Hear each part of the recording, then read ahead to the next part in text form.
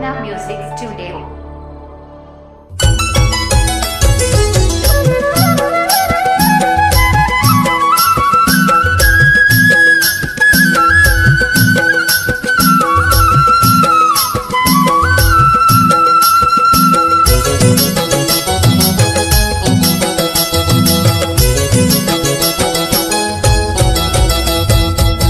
राजा दाऊद के गाँव स्वर्ग उतरे उतार करैया,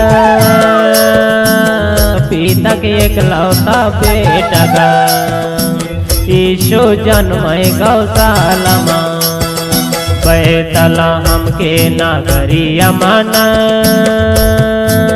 चलो दीदी देखेला जाबू ना, चलो संगी देखेला जाबू दो।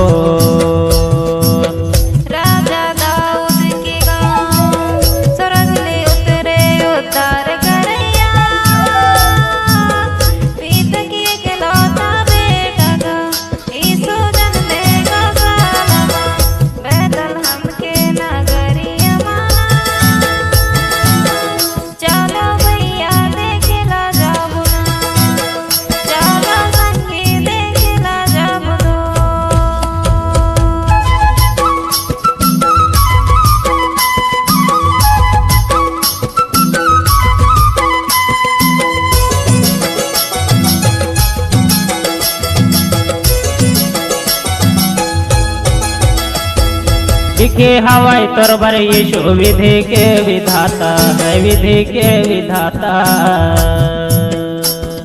परम शक्ति पिता प्रभु ज्ञान के दाता है, ज्ञान के दाता।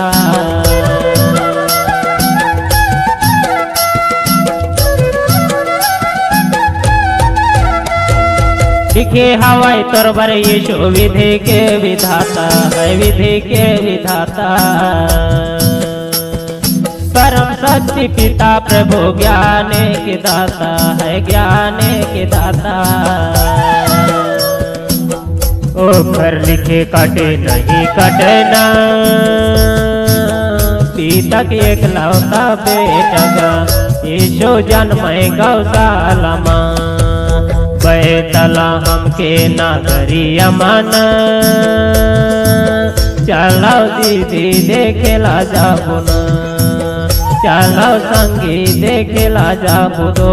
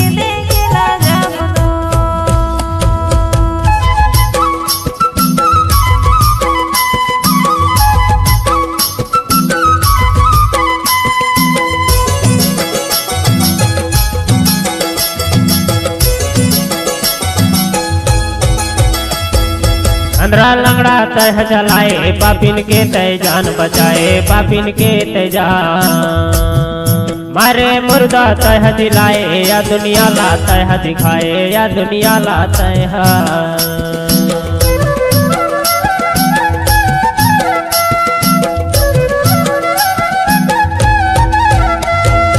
अंधरा लंगड़ा तह जलाए, पापिन के तय जान बचाए, पापिन के तय जान।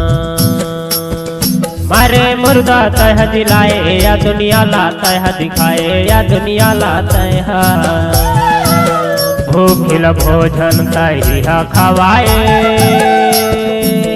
पीता के एक लौता बेटगा तो जन्म गौशालमा बैतला हमके नगरिया माना चलो दीदी देखेला जाबो ना चलो संगी देखेला जाबो दो राजा दाऊद के गाँव स्वर्ग ले उतरे उतार करैया पीत के इकलौता बेटा यीशु जन्मे गौशालमा बैतल हमके नगरिया माना चलो भैया देखेला जाबो ना चलो संगी देखेला जाबो दो चलो दीदी देखेला जाबो दो चलो संगी देखेला जाबो ना चलो संगी देखेला जाबो दो चलो संगी देखेला जाबो ना चलो संगी देखेला जाबो दो चलो